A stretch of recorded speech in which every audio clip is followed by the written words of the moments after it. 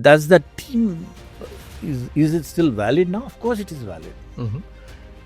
It is not a one-trick pony that you can do anymore. You got to be delivering sustained value to customers, communities, nations, whatever you are impacting. You are actually doing, let me summarize this, give me that report, articulate this. What you're doing unintentionally is actually you're giving away your corporate data into a public domain generative AI tool. Unsanctioned AI usage is the biggest challenge. We can be obsessed with making chips for India. And that will be in a handful of entrepreneurs or organizations who do these high-end chips for. But rest of us, we have a huge talent pool to use that capability and chips to generate fantastic outcomes for our society. One of these leaders told me, I asked him why am I not getting promoted? He told me, yeah, you get promoted, but are you behaving that level?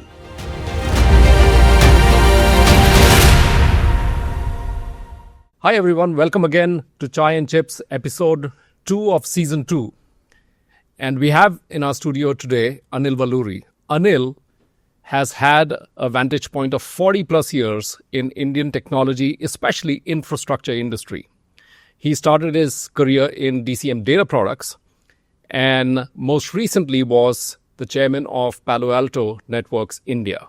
Prior to that, he was president of NetApp India and SARC, and he also was the VP and managing director of Sun Microsystems India. And if you don't know about Sun, it is one of the coolest companies, hardware companies that ever existed in the world. And besides his professional exploits, Anil is a very avid audiophile, and in his free time, he's experimenting with all high-end audio systems. So with that background, I also wanted to frame the episode today. The last episode, we were talking about investments and what must be true for AI to impact investments in India in a positive way. This time, we'll talk cybersecurity. What must be true for AI to really be beneficial for cybersecurity outcomes in India? That is the topic for today. And beyond that, we will also have a little bit of career learnings and insights from Anil because he has seen so much of the industry, and I'm sure it's going to be a whole lot of fun. Welcome to the show, Anil. Thank you, Prakash. My pleasure. Yeah, it should be a very, very good episode, and I'm honored for you to be here.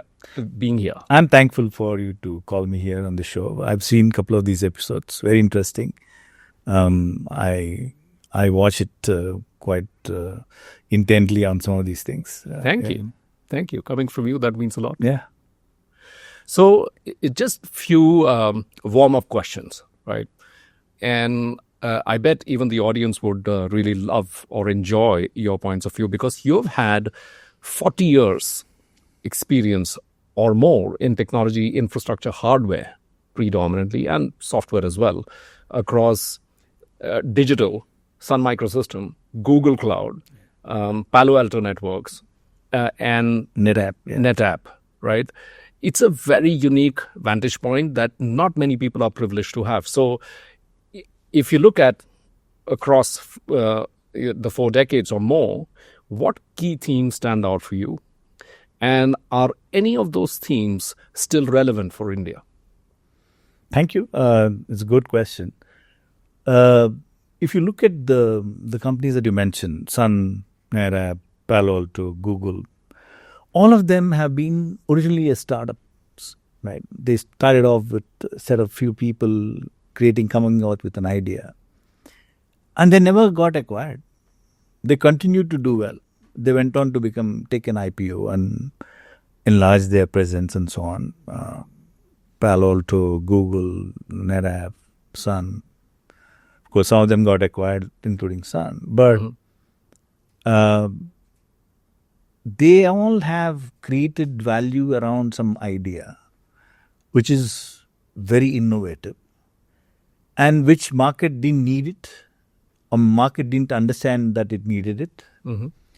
And they came out with this and propagated to the market, right? Whether it is Sun Network is the computer, whether it is unified storage by NetApp, Google, of course, the whole gamut of search and maps and what have you. And Palo Alto with cybersecurity, the unified platform model. They created the tech and took it to the market. And when the market didn't know that it needed it, right, and made it into a category owner, right, they became the owners of that category. Right. So I'm very, very fortunate to be part of those big names. Very few people get the chance to work in and get a ringside view, and that too at a executive level to look at the whole operations and see how it impacts customers. Truly, they added value. They stand out for innovation. And the value is long-lasting. It's not short-term. I'll fix something which will give you more productivity, and then 1 year later, you're not irrelevant. So they've created value for long-term. And they taken an idea, innovated around that into a set of additional ideas and made it better, and then spread out into other areas. So became a larger firm based on a core central theme, right? Most of these companies are. Take Google, take Palo Alto, take NetApp, whatever. So, and does that team, is it still valid now? Of course it is valid. Mm-hmm. It is not a one-trick pony that you can do anymore. You got to be delivering sustained value to customers, communities, nations, whatever you are impacting. Mm-hmm. Not all of them are impacting a citizen. Not all of them are impacting a nation. Not all of them. So each one has its own constituency, but you need to address that constituency for a long term. Right. And that is to my mind, is a long-lasting value that, the thread continues even today for some of these startups that are being done. So I would always look at this and say, you create value and you create it for a sustained period of time by constantly innovating. Yeah. Yeah. That's great context. And we'll come back to it towards the latter part of the episode on what's been some of your learnings looking at such diverse set of companies. And I also wanted to start with the AI and cybersecurity question with the pointer that in systems, when you look at it, for the last couple of years or so, we are adding AI at a pace which is unprecedented. And it is not being secured at the same pace. So when you look at those two data points, which part of that really worries you and why? Again, it's a very wide-ranging, set of answers that you get for these kind of questions. But I'll keep it quite succinct. AI has been one of the largest and the biggest inflection points for our digital surface, right?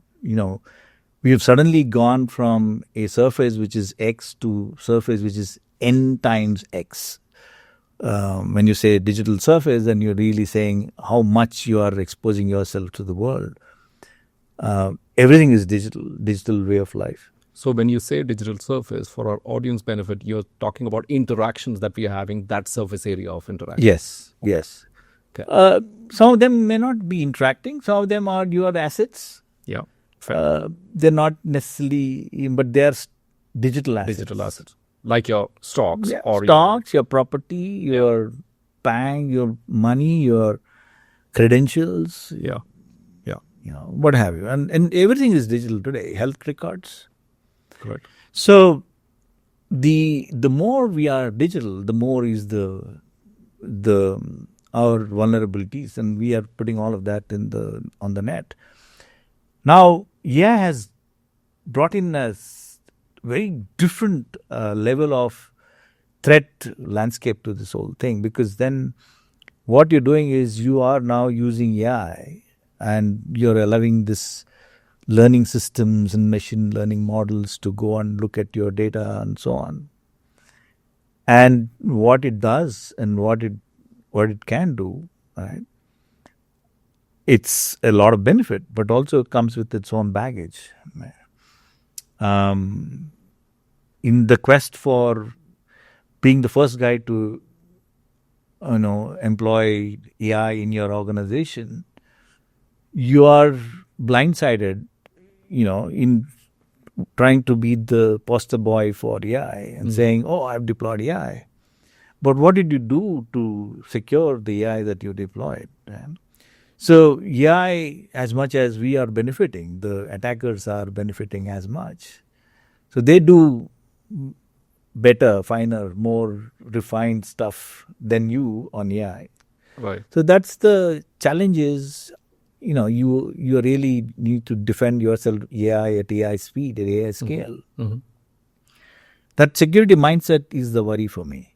Okay. We are going full steam into deploying AI systems, personal, official, semi-personal, family, society, media, news, politics, defense, healthcare, everywhere, right? So the vulnerabilities are that much more. And are we thinking of a secure AI in a mindset? So security is a mindset, and AI security is a bigger mindset. You need to be always thinking about, when I deploy this, am I deploying AI security along with it? Otherwise, you're putting things at risk, and that's my worry. How much of awareness, how much of sensitivity that is there in terms of security consciousness across users, and that's 1.7 billion people having 1+ billion internet phones, smartphones. They're all out there trying to download, use, consume AI in some form or the other. Yeah. And, our levels of literacy versus security consciousness is questionable. Yeah. So, usage is one part of securing it is another story. The other story. Yeah. That's my worry. Yeah. And you think, is there anything unique? Every country is at a different point in terms of maturity, whether you call technology adoption or AI adoption more recently. What do you find unique in the Indian environment, which the global frameworks and global models completely miss as it relates to cybersecurity? I think scale is the biggest differentiator. When you're talking about United States, you may be talking about 400 million, somewhere 100 million. We're talking about 1 billion plus at the worst case, right? And all of them are consuming digital services, digital content. Some of them are driven by AI. We need to, and when I talked about the literacy part, the security consciousness part, so security is not somebody else's problem. It is your problem. Right? True. Somebody else cannot secure you. You got to secure yourself. So that, and coupled with the geopolitical landscape that we are in, India is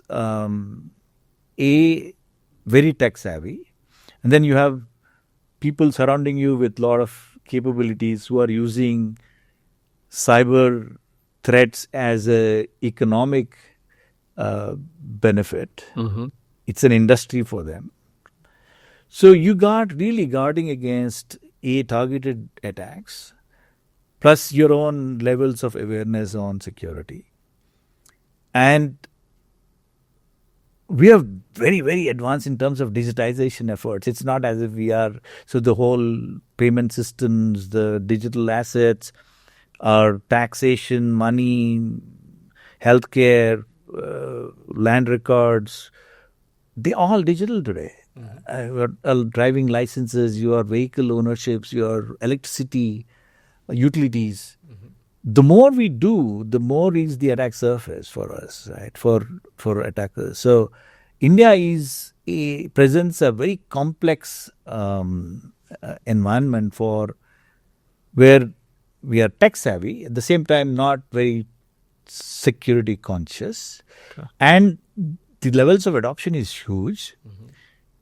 Compared to even modern developed nations, we are ahead in terms of payment systems and so on. Right. Therefore, and we are big consumers of media, news, media, breaking news, what have you, and all of that. The doppelgangers that you can create has huge impact on our societal behavior. And you can get a fake video, deepfake video of somebody very important coming on TV and saying things which is not true. And we can get swayed. How many people do you go and convince that is not a fact? It is a fake, right? True. So damage could be done very quickly. So we need to be, the technology is one part of the story. I think the human awareness, the societal awareness, and the ability to really hold on and check, is it a fact, is it true? We can't be starting off the blocks just on fake stuff. So that's the difference to my mind. It's a very complex nation. Agree. Yeah, and if you look at AI as it relates to cybersecurity, I feel there are many things that have changed. And in terms of threat model, one, and I would love your perspective on, is asymmetry. Does it mean that the attackers have got the upper hand, or is it the defenders who are the upper hand? That's one part. The other part is the speed with which you can attack. Like, technically speaking, if agents are possible, then 24/7 you can keep attacking until you get through. And the other is cost of doing it, right? It can be much lower than what, like you said, doppelgangers can be created at literally no cost. So if you consider all of that, what is the threat model as it used to be, and how does AI change that, especially with India in mind? The AI is a benefit and it's also a bane. All tech is, but AI is more so. And I'll come to the quantum part later. We are just at the tip of the iceberg. AI threat is today, quantum is tomorrow and the future. But if you look at AI, as much as we adopt AI for our benefit, process, creating autonomous processes, agentic AI, doing stuff for us, we are ceding control of a lot of things, right? And we are expecting the model to work well. Now, on the other side, there are people who can create code in no time. There's a chat GPT and there's a worm GPT available in dark web. You can create, ransomware code in minutes. If you have a vulnerability, it's been exploited in minutes, not in multiple months and days anymore. If an exfiltration can take place in next to no time. Right. And exfiltration is? Of your data. Okay. For a ransomware, and you take away your data. Got you. Not just for ransomware, but I'll come to the other point, which is there's a term called harvest data, decrypt later. Right? I'll come to that part later. But people just want to take away your data with your knowledge or without your knowledge. Sometimes they tell you that if you've taken away your data and then you locked up and then give me money, ransomware. But there are other things that they'll do with it. So the whole timelines have got compressed. And the cost, like you rightly said, is next to nothing. Right? There are ransomware as a service available, and you can hire somebody, and I can target a particular enterprise and say, break it for me, I'll pay you, let's share the spoils. And then the next level of refinement that's happening is poisoning your LLM models. You do something with your LLM and I can create poison it to behave differently to suit me. Right? That's what a threat act. Which the user obviously will not know. Not know. You don't even know what's going on inside you just deployed an LLM model and you're expecting it to behave well. Similarly, as a doppelganger, your data can be poison. Trust of data is no more, a given. You put data in cloud, you put data in your archives, I can tamper with it, I can create wrong data. And that is the one that is used by the learning models to create outcomes. If I inject data which is spurious, what do you expect the model to do? It is obviously creating a wrong model. And of course, there are these, I can do your supply chain is, your extended universe is connected through interconnected systems. I can poison there and travel laterally here. Mm-hmm. Right? I can develop code which is spurious and then inject it into your system. So the damage for the enterprise or an institution is tremendous.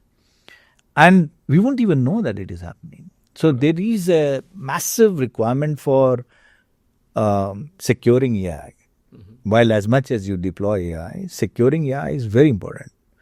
Right? Identity, agentic AI, LLM poisoning, prompt injection. I can create a prompt in your system to get your other customer data and then and take it away. Wow. This is called prompt engineering, right?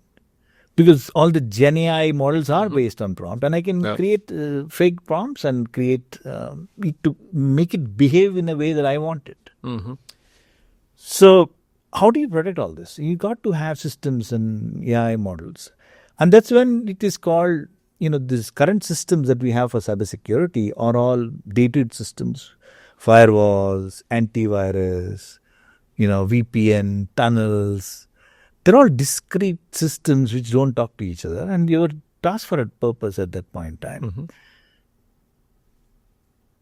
And then that's what now we call it security debt. We are living in a security debt. And that security debt can't be just whisked away. Right. You got to recreate the whole models. If you're deploying AI, you got to really recreate the whole model ground up. And then people famously call the security debt for repurposing, it's called refinancing the debt. Oh, I've not heard that. Yeah. Okay. I'm refinancing my security debt. Okay. Right? So recreate the models. Be agile, be aware. And then security consciousness is the key cog in the whole stack of AI security. Safe AI, right? Responsible AI, explainable AI. A part of that is absolutely human intervention. Right. While you watch it, you need to also watch it for the right things, right? You watch it for outliers, wrong behaviors, something which is out of the ordinary. Yeah. So that's the challenge, Prakash. So when you just listening to you, looks like the asymmetry has tremendously increased in the favor of the attackers. I wouldn't say that. No? I wouldn't say that.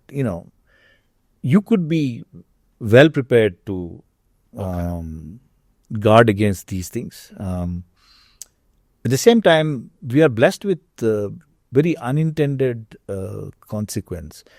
While we have developed financial systems, medical systems, power systems, taxation systems, all of that, we've done it separately.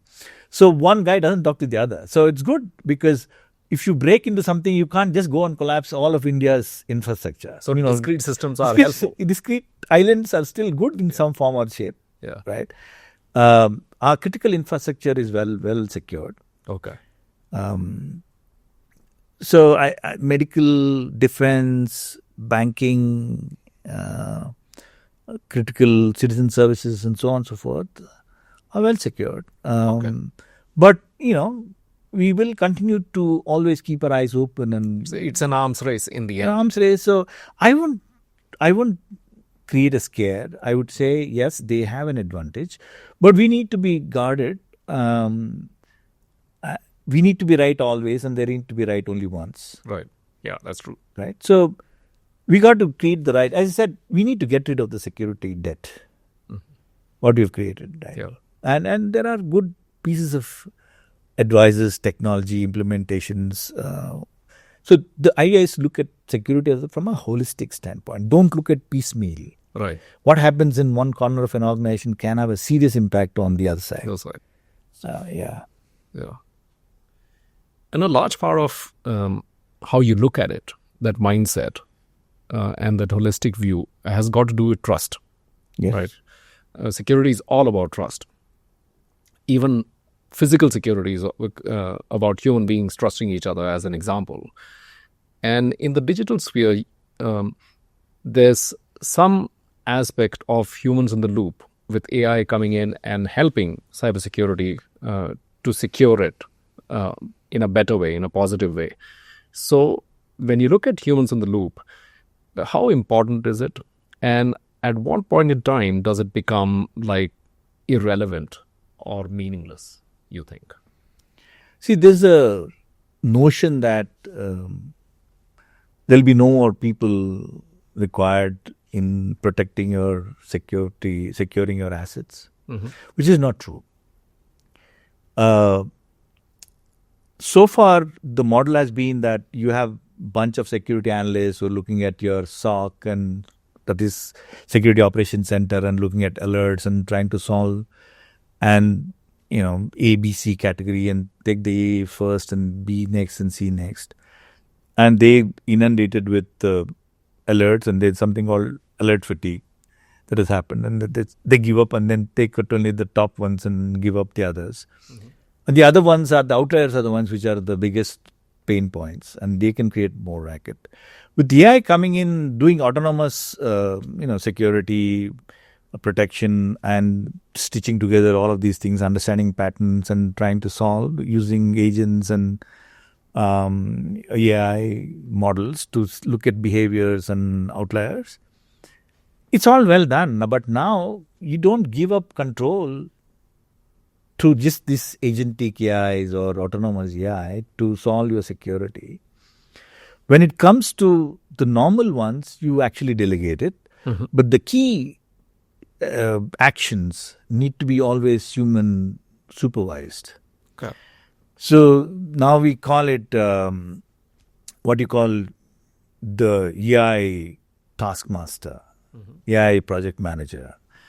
He's the one who's actually monitoring the AI agents and making sure they're behaving well and they're not going out of control.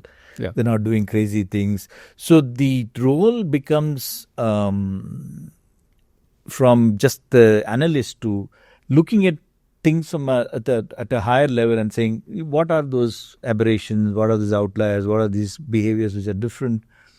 And make sure I don't allow an agent to go on enterprise-wide broadcast of something, or I take down one application or a site saying that, oh, this is the action that I need to do. Stop it and check. So the model is you need to have humans, and the role is different. The approach is different. It is instead of you analyzing it, let it analyze it, and you make those bigger calls, right, which can be impacting an institution or an organization or a government at a larger scale. Don't let that pass just like that. And you have to have controls on that part. So the roles have changed, and it's now AI security is now not a cost center, but you're actually using it as a productivity center. You're actually using it for going ahead, doing full steam, not worrying about what is going to happen, and actually using it for increasing your productivity and all of that stuff. Yeah, AI is a productivity employer or a productivity. But AI security is considered as cost center by most of the organizations. Agree. Yeah, very true. In fact, I use a lot of AI tools even in podcast, right, for editing or transcripting, all of that. And it is very cool. But at the same time, when you look at absence of security and some of the aspects you talked about on LLM poisoning, data poisoning, it could have very significant impact on people if they have no awareness of these new threats. No, you mentioned about using it, your AI tools. That reminds me, most of the organizations have shadow IT. People would go spin up their own compute and run it for doing their projects. Because they are savvy. Instead of going to an IT manager and saying, give me budget, give me compute. Same thing is happening on AI. It's called shadow AI. Oh, wow. So you are an employee in a big company, you are doing something, and then you are sending it to your not agentic, generative AI stuff that you use, whatever names that you use. You're actually doing, let me summarize this, give me the report, articulate this. What you're doing unintentionally is actually you're giving away your corporate data into a public domain generative AI tool. Unsanctioned AI usage is the biggest challenge. Everybody wants to be better. Yeah. They want to show their board, they want to show their presentations smarter, better, well articulated, crisper. They are And ahead of right the from executive assistants to people who are in marketing and sales, they are doing left, right, and center. Very true. Unsanctioned AI usage. And organizations have no clue their data is going. Right? So now there's another one that how do you control unsanctioned AI usage? You can control out your laptops and company issued laptops and systems, but bring your own devices, you're doing it on your mobile phone, but you're sending out your corporate data or those vital information. Yeah. How do you prevent it? So there are a lot of AI again, but AI by design is the most important part of the approach to securing AI. So when you look at these different aspects or new aspects which have come out due to artificial intelligence progression, are there tools or principles by which enterprises or even consumers can protect themselves? Yes, it is. It is not point products. You got to look at it holistically. Right. You need to get rid of the security debt, whatever you are using or not using. Right. And start approaching AI with a fresh perspective. And then there are enough and more tools available now, technologies available to protect AI usage in organizations. Okay. For protecting LLM poisoning, for protecting data leaks, data poisoning, prompt injection. There are tools to protect all of this. So the surfaces are in the cloud, you're in your system, you're with your suppliers. All of that is protected. And then your code developers, they're developing code. So you designing secure by design is what you must develop code with. You're not afterthought. You're not checking it later. Right. So all of that are available today. Okay. For people to consume and use. But clearly it is a boardroom conversation. AI, everybody is onto AI, but securing AI is a very important boardroom conversation. They call it ORS, right? It has to do with, accountability, risk, strategy, on ownership and things like that. You are presenting that to the boards, and this is how you want to manage risk around AI. And there's a new term that I've heard called CAIRO, Chief AI Risk Officer. Yeah, I read about that as right? well. So, and these are the things that you need to have. It is not about getting benefits of AI, but you also need to make sure small companies can go bust. I agree. They can get wiped out. Yeah. So, however small, big you are, you need to protect. AI usage is easy to adopt, but difficult to protect. Yeah. It has to be a conscious decision. Okay. So, at this point, let me take a quick break and get into a bunch of rapid fire questions for you, Anil. Okay. Something to have fun before we go back to AI and cybersecurity. Sure. So the first question is, which is more dangerous, smart attackers or overconfident defenders? I would say overconfident defender. And why would you say that? Because what really bothers me is people telling me that we are secure. Okay. Right? Without having a clue of what they are securing. Right?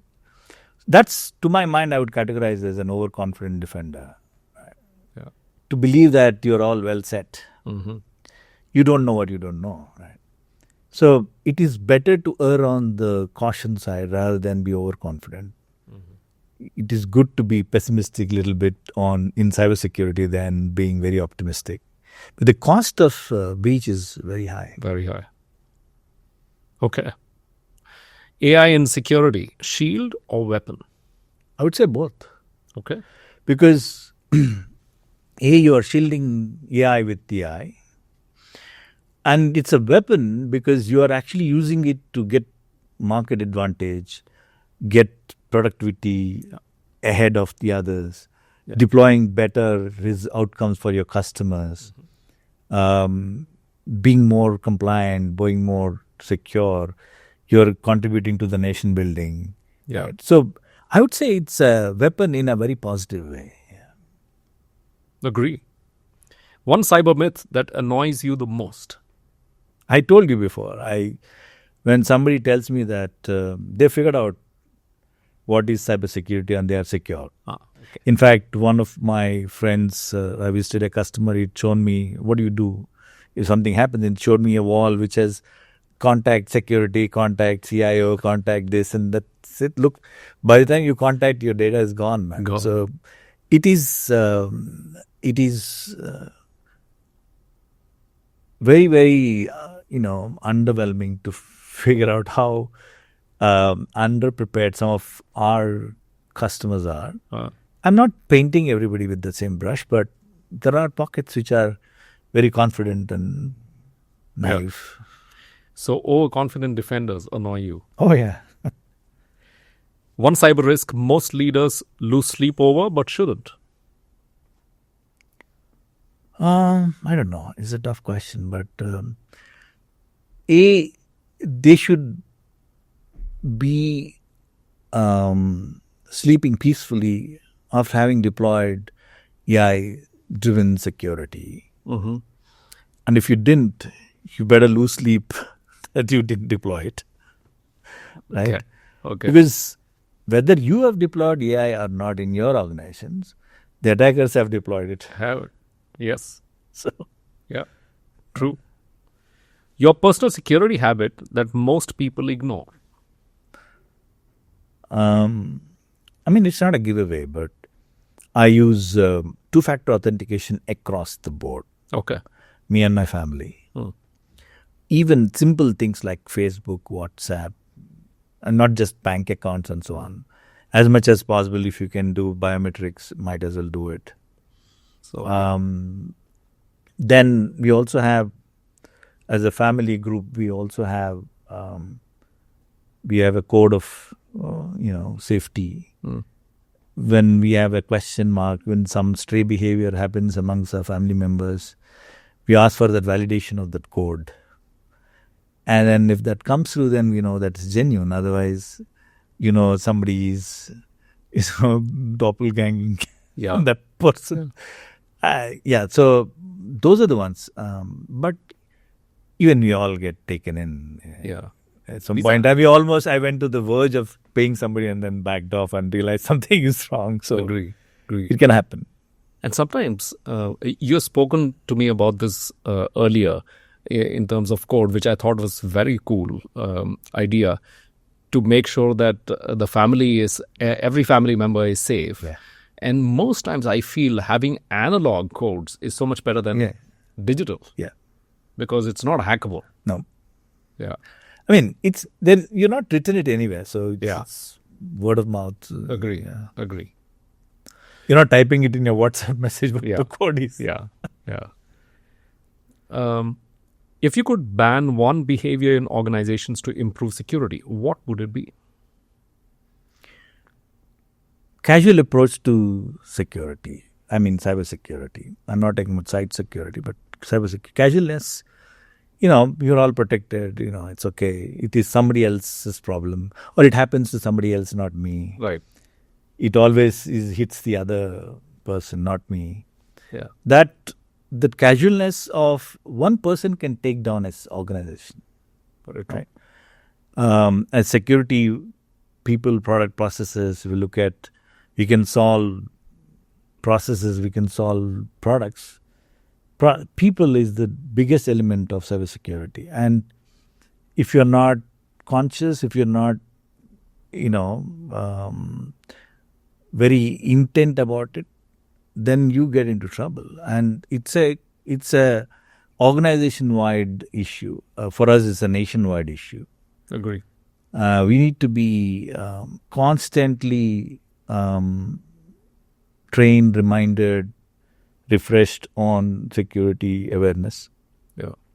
And it can't be taken for granted. Even a small thing can go on, innocuous thing can go on, change, it can cause financial damage, or it can change your reputation or customer's reputation, what have you.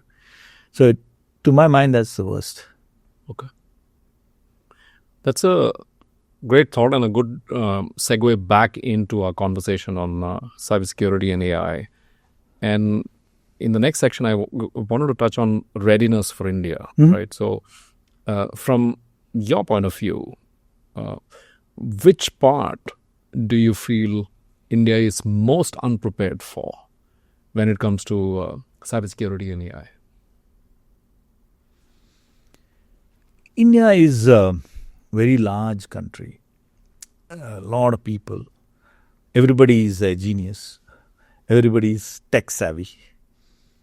And government is making its earnest efforts in adopting AI and bringing AI to scale. To my mind, the most secure ones are the ones which are regulated, highly regulated.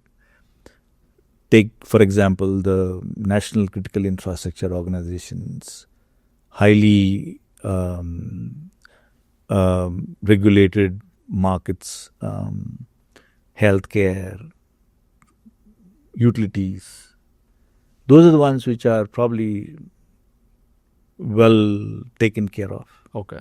And is it by principles applied? By principles applied, plus our organization, CERTIN and so on, are giving enough and more help and support.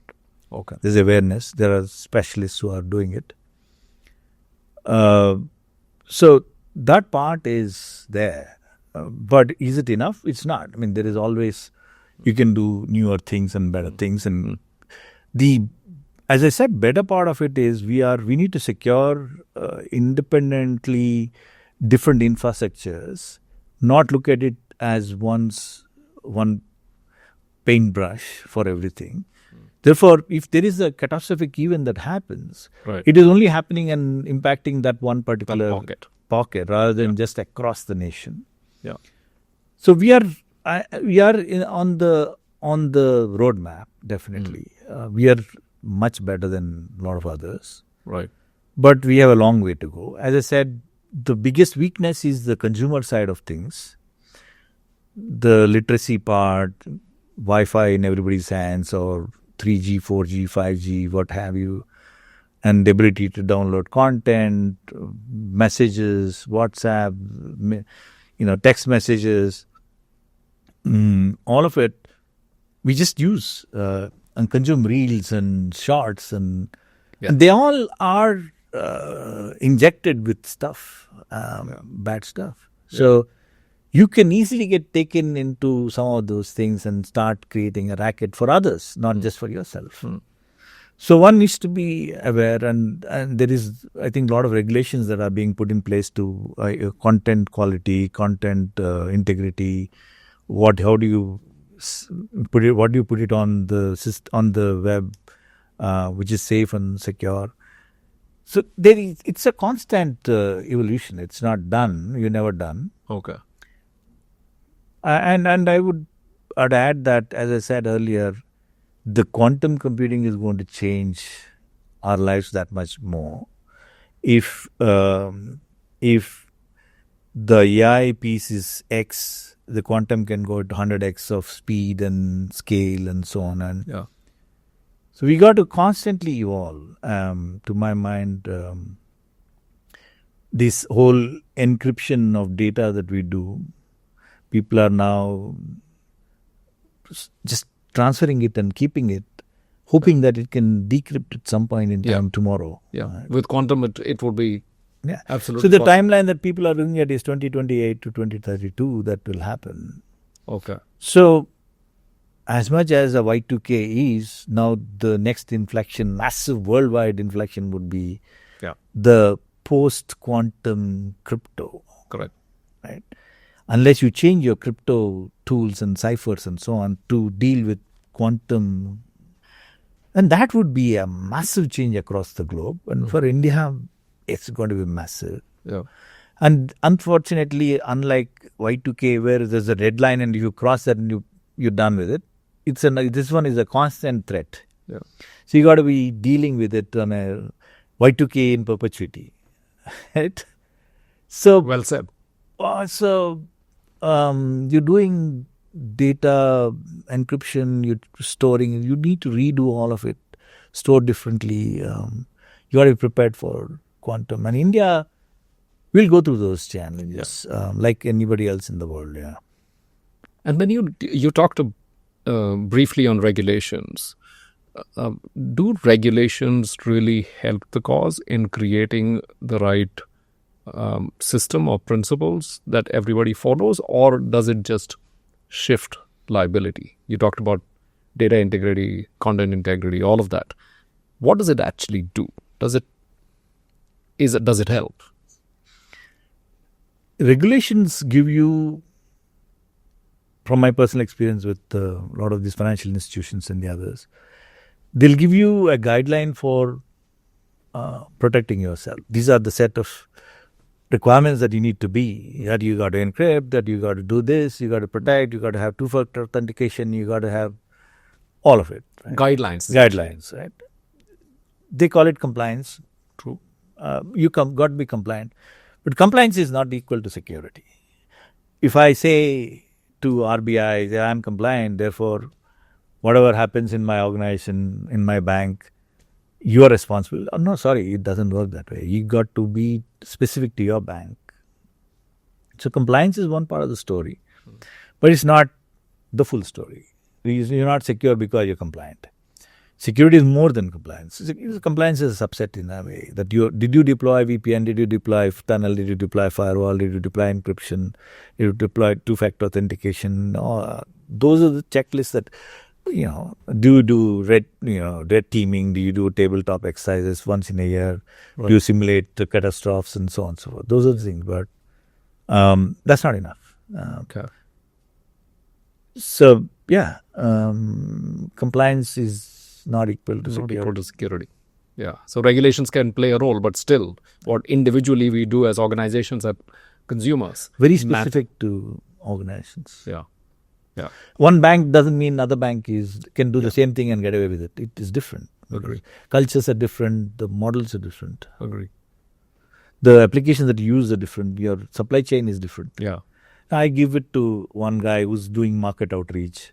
He's selling my credit cards. Somebody's selling my loans. Yeah. Their systems are compromised, and then I get impacted. Yeah. There's a lateral travel through my supply chain and impact my core. And the part that is very concerning, and you touched also about it briefly, is the enterprises have a mechanism and the budget to address it with the right mindset and tone at the top, all of that.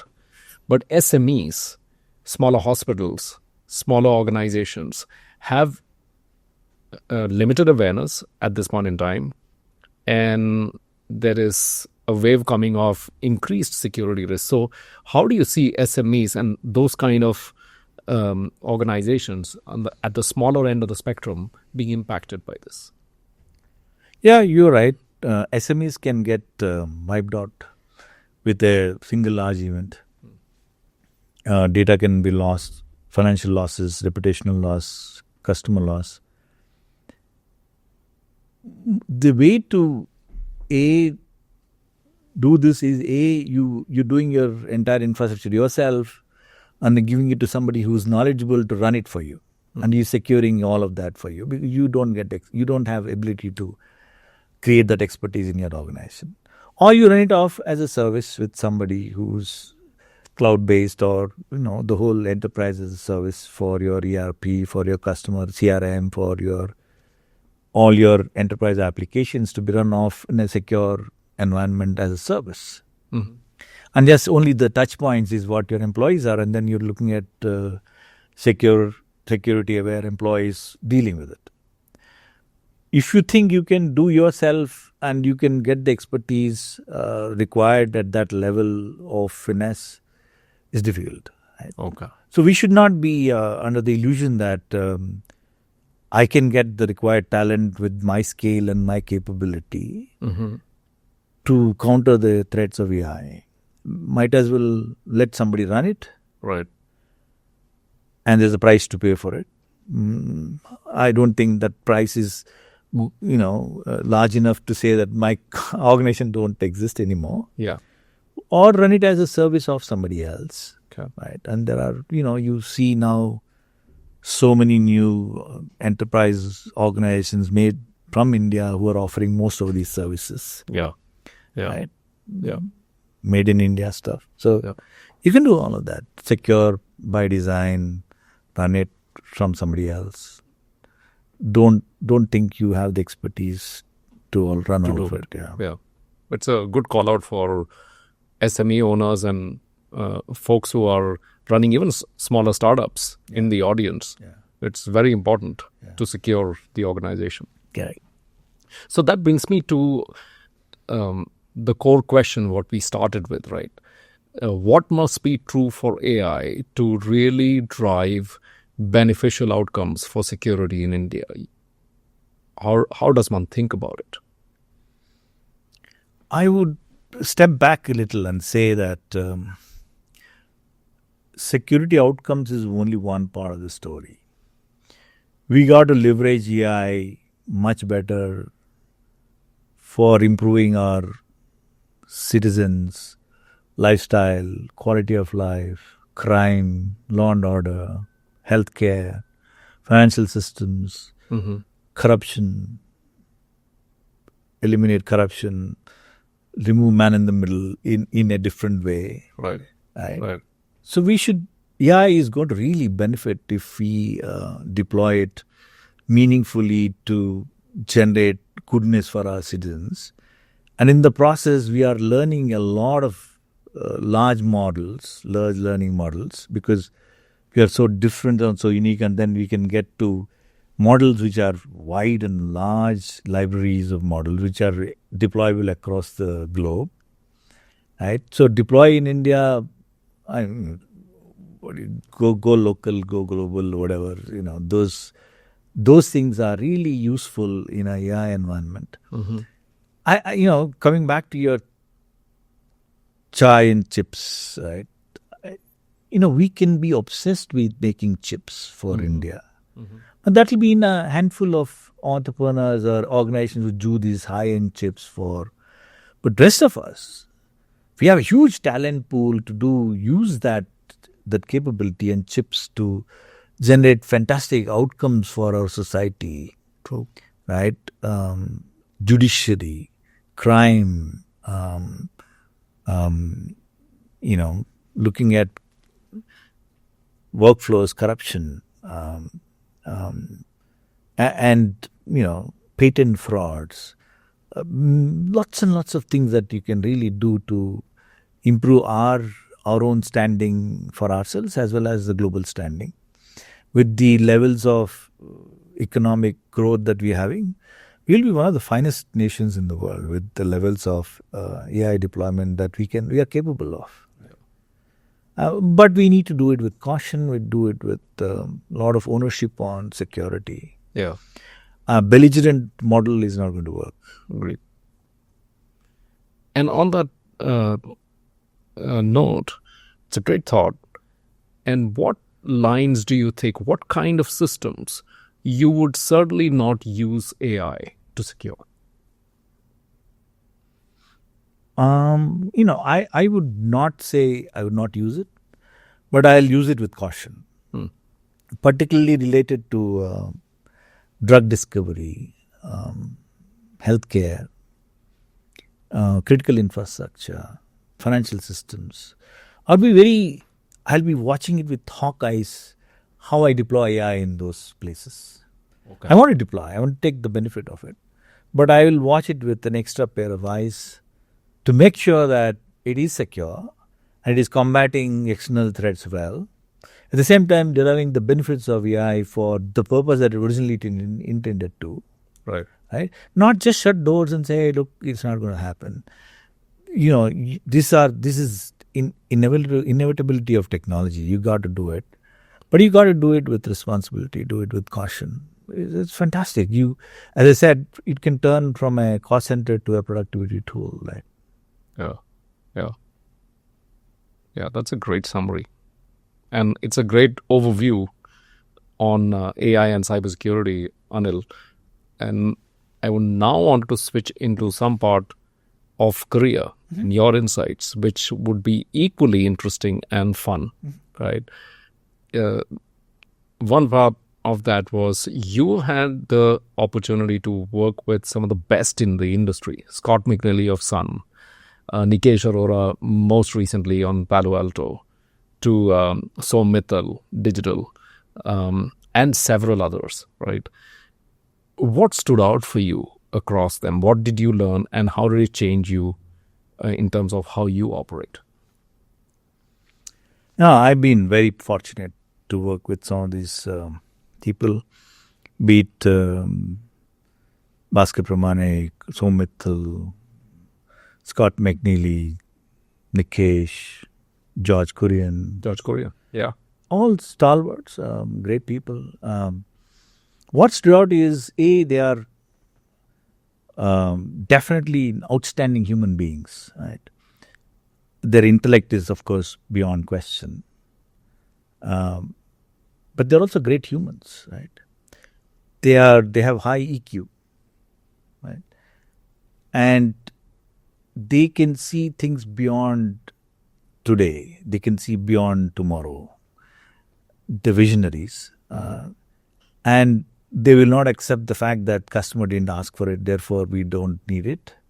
They would tell you what will a customer need 5 years henceforth. Right? That visionary leadership is what is important. And they are very good at decision making, great at multitasking. These are all, you and me have seen it enough and practiced it probably very well. But the biggest learning always been that you'd never get 100% right. Get 80% right, move on, execute. If you fail, we'll fail fast. Then learn, redo it and retinker and start it again. So great. Above all, they are highly inspirational. When you meet them, when you talk to them, you want to take something out of that interaction and say, can I behave like that? Can I imbibe that quality, right? So that is inspirational. Yeah. So what is inspirational? You're not getting inspired by their fancy titles and all the trappings that come with the CEO, but you are saying that is the quality that I want to have. That level of intellect, that level of understanding, synthesis, analysis, decision making, inspiring others, compassion. Really great learnings. Did I do it in my life, in my career? Probably in bits of pieces of it. So I made sure that I always am reminded of some of these qualities. You're not ordained to be great. You got to be great by doing the right things. Right? Well said. Right? Yeah. Any anecdotes stand out for you of any of them? Many. I mean, once one of these leaders told me, I asked him why am I not getting promoted? He told me, yeah, you get promoted, but are you behaving that level? Right? First, learn to behave your next level. Act, behave, learn the qualities and capabilities that are required to be that level. Then you would get it automatically. Don't wait. It'll come to you. You don't have to go for it. Right. Right? So I always tell, and I tried as much as possible, that you always are thinking the next level of behavior, attributes, quality of thought, quality of judgment, quality of execution, quality of behavior, gravitas, right? You got to be. So yeah, that's one thing. The other one is I did a very uniquely different thing. And it was against the company's operating handbook. He really killed me virtually. But he saw the spark in me and rewarded me with something very different. Made me go and run a large product set because I was so interested, and I did out of passion to do something which is against the grain of the company. Yeah. So both the reprimand and the reward happened. Very unique. Otherwise, you just get reprimanded and you lose all your confidence, and you say, okay, to hell with it. Yeah. Maybe that in turn shapes your thinking on how you should shaped operate. my career completely. Yeah, right. Yeah. And I was so happy that I of course felt bad when I got beat up, but I got rewarded. Yeah. So these are this lifetime learnings, right?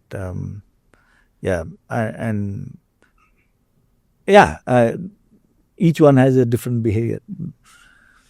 And when you look back, right, coming through past several decades, the leadership style itself has changed in terms of how it is perceived and what is expected of you. How have you changed, right? What you could say? I don't know whether I've changed or not, but I've seen the asks of leadership change significantly. Yeah. There is pressure to deliver every quarter.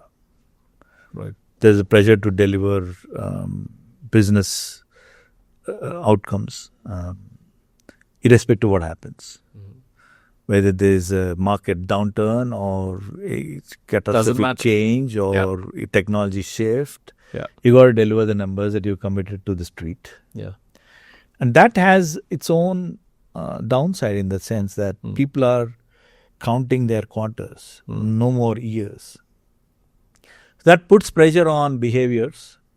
You are not the same person with that level of maturity to take the good and the bad in the stride and say, let's get on with it. We did the right thing. Sometimes it didn't happen. But that liberty doesn't exist anymore. So what it is doing is people are looking at quarters and then expecting their people to behave by the quarters. You may be a good person, but you're not useful to me, right?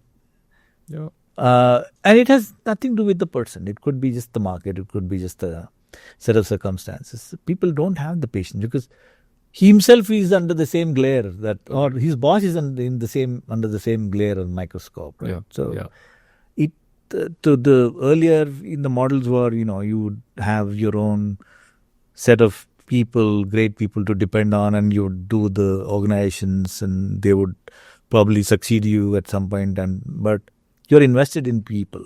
Yeah. Today's investment is on performance. Yeah. That has changed. Yeah. Yeah. Very insightful. And I agree. The pressure has gone tremendously high versus what it used to be. So I reminded of Scott McNealy's words when he left Sun after the acquisition of Oracle. He said, I would never ever do a IPO again for a company that I'll start. Because that takes away a huge amount of independence, original thinking. You're driven by market requirements. You're driven by what the street expects to perform, to stay, to profit.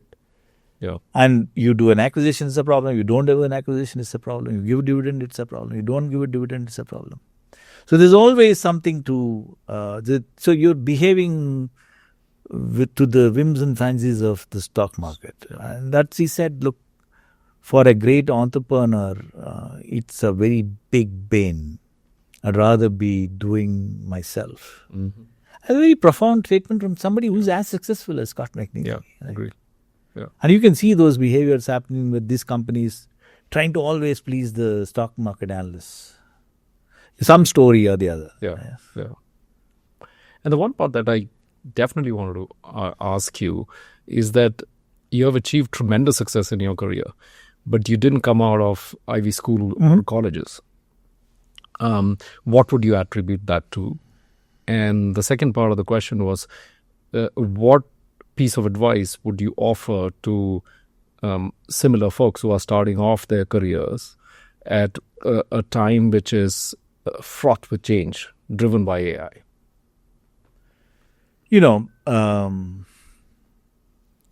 Most of the, in the bell curve, if you look at, most of the Indians did not go to Ivy League, and that was beyond our means to go and afford it.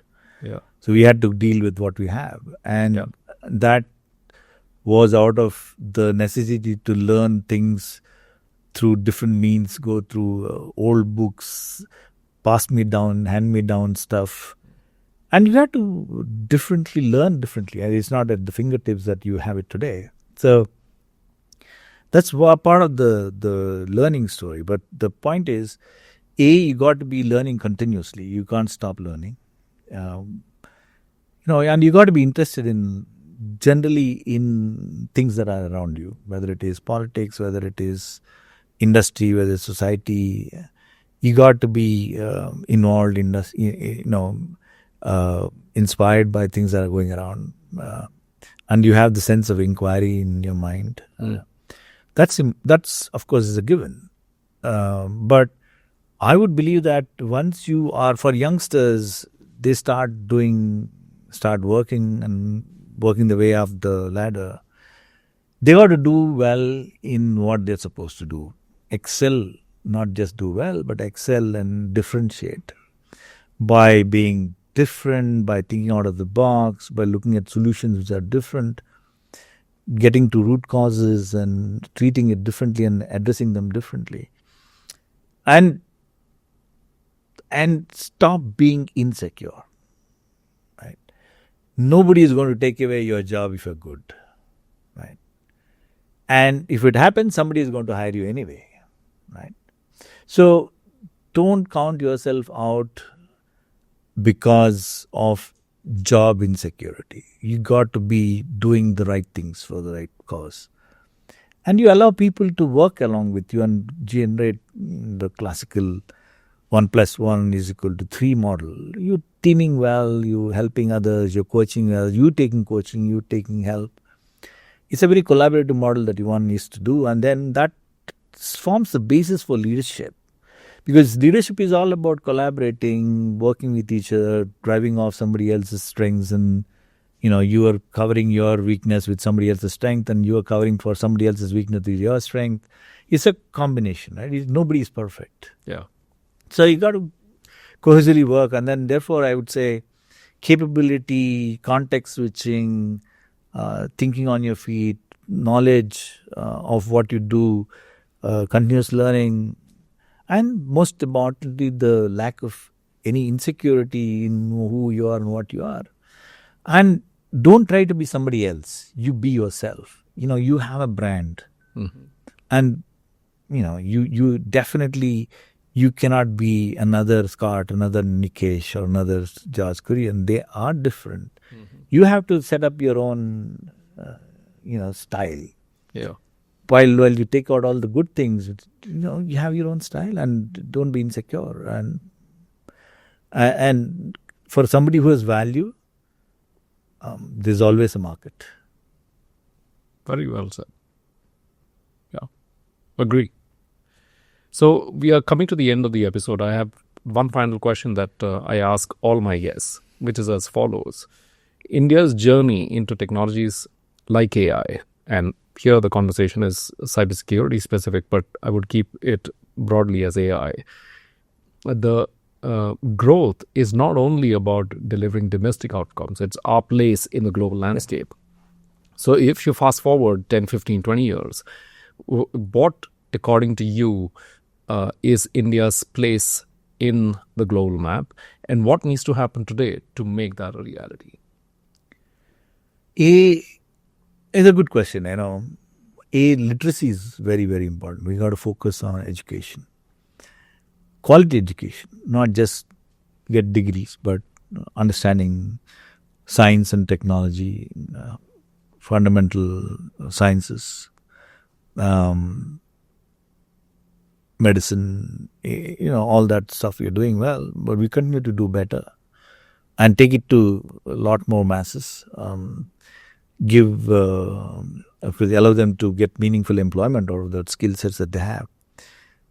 Deploy technology. We are already doing well. Many of these fronts, whether it is biotech, whether it is IT, whether it is AI, whether it is cyber, manufacturing, space, medicine, we're doing extremely well. I think we are a very rounded nation in that sense. We don't have, other than we keep on saying that we have a manufacturing, we lag or lack manufacturing finesse or scale. It will happen. It's not a big thing. It probably is capital related more than knowledge related. Right. So it'll happen, and if you, it's a decision that one wants to make, whether do you want to go the capital way or you want to go the knowledge way, and what is that you want to. And so far, our track record has proven that we are very good at knowledge, being knowledge workers and knowledge experts and knowledge thinkers. Take it to the next level and knowledge visionaries. We can do that well. We don't have to compete on capital with other countries. We will do what is required for us to be self-reliant. We don't have to be docked by somebody who's shutting off their CPU supply to us because they don't like us. Right. We can do some of those essential stuff, but we don't need to scale in those areas. But what we can really scale is on the knowledge side, usage side, innovation around the technologies that we are deploying.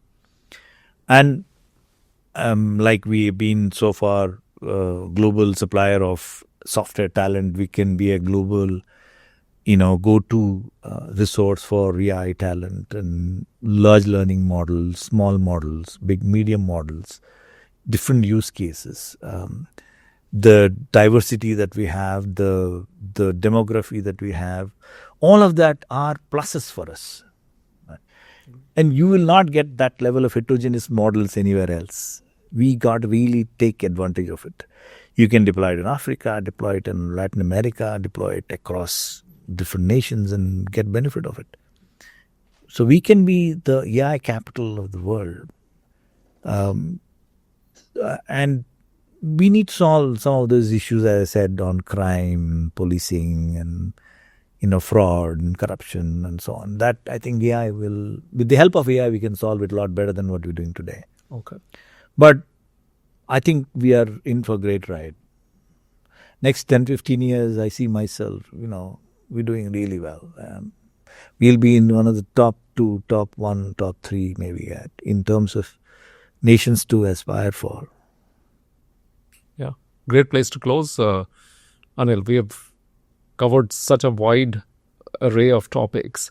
Is there anything that we didn't cover that you wanted to cover? No, I think I've done well. We've covered most of the topics. The only thing I will leave the message saying that security is a very deliberate act. We got to be conscious about it, whether it is your life or your company or your nation. We got to, and I say security, I'm not talking about site security, but you're talking about cybersecurity. And that's where my expertise is. We got to be conscious about it. Don't take it easy. It can be catastrophic. While we are in the urge to deploy and be the first to do, I've done agentic AI, I've done AI, I've done bots and so on. Be careful. Look at it all the time with how is it secure? Am I doing? So secure by design model for AI is, I think, the very, very important step. That's a great summary and a great closure to our episode. Thank you once again, Anil. My pleasure. Prakash, I think the questions have been very, very insightful for the audience as well as for me to bring out some of those nuances of what bothers me, right, when I see the landscape. Yeah, thank you. Yeah. So for our audience, we have come to the end of this episode. We are on YouTube, Apple Podcasts, Spotify, or any other audio channels you listen to. Please subscribe to our channel for episodes that you like. Please share with your family and friends as it helps us to get the word out. And with that, thank you very much.